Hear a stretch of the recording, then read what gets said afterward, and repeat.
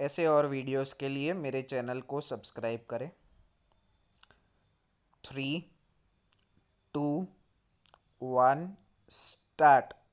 Mr. President, when I received your invitation to inaugurate this, the 39th annual session of the Federation of Indian Chambers of Commerce and Industry, I was somewhat hesitant in accepting it. I was aware that since independence, each annual session of the Federation has been inaugurated by the Prime Minister. This, in fact, was the main reason for my reluctance. These annual meetings are beginning to become almost a ritual, and I am not much of a believer in rituals. I am also not happy about the tendency to turn to the Prime Minister to inaugurate every function of importance and to consider that a function which is not inaugurated by the Prime Minister is only of second-rate importance. I feel strongly that other cabinet ministers, as also people in public life outside officialdom, should perform such functions far more frequently than they are at present doing. Your experience will always be useful. Within the ranks of industry, the younger group feels that it is not fully playing its part. I have often spoken of my intention to keep in touch with the younger generation. I am calling together some younger industrialists, technicians, and managers from both the private and public sectors to discuss concrete and specific problems within the broad framework of our basic objectives.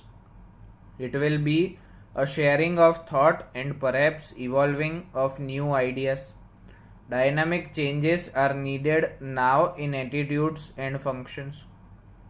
In your address, Mr. President, you have pointed out that India is still a depressingly poor country and expressed concern that we have not succeeded well enough in our effort to fight poverty and develop our economy. Poverty is indeed the central problem facing us, and it is the way in which we set out to tackle it that we as a nation will be judged. It is a long and arduous battle that we have to wage. It calls for clarity of purpose, for determination, for unity. It demands of us all the perseverance, the discipline, the hard work of which we are capable. Slowly and steadily, we shall be building a new and progressive nation in which even the poorest in the country will be able to enjoy a minimum level of living. There will be fuller employment, more widespread facilities of education and health, greater opportunities for youth, and less inequalities of income and wealth. After you had shown so clear a recognition of the challenge of our situation, I was a little disappointed, Mr. President, to hear you suggest that we would be well advised to have a smaller fourth plan. After a detailed analysis of all the relevant considerations and a recognition of the limits of the possibilities open to us, one may come to any conclusion about the size of the plan. But to suggest and propagate that a smaller plan is desirable for its own sake and that it may even help in our fight against poverty is not convincing. There is no question in my mind that we have to mobilize our resources to the limit of our capacity and use these human and material resources in a coordinated and efficient manner. If we shrink the responsibility and seek to cover it up by phrases, we shall be merely paying lip service to the cause of the common man. It is not with caution and circumspection that we can win the war against poverty, but by our capacity to take risks and to accept burdens and responsibilities. This does not mean that we should not take the greatest possible care in the husbanding of our resources.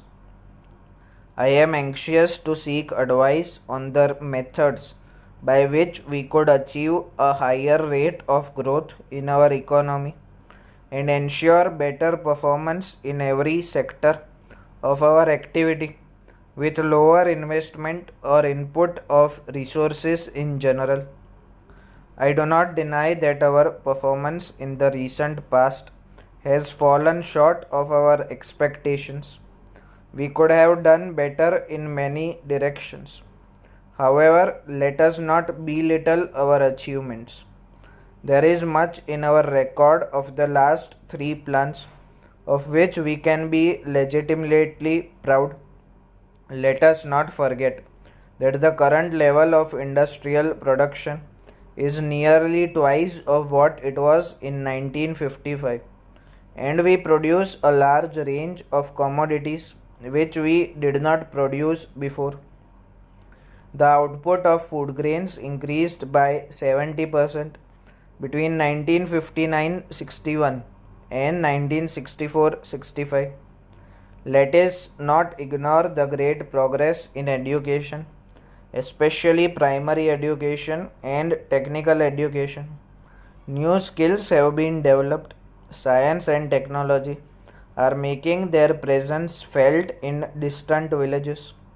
Much of the frustration which exists in the Indian economy today and which you have voiced flows from the fact that the performance of the third plan has fallen short of our hopes. Let us by all means learn from our mistakes and attempt to correct them to the best of our abilities and resources.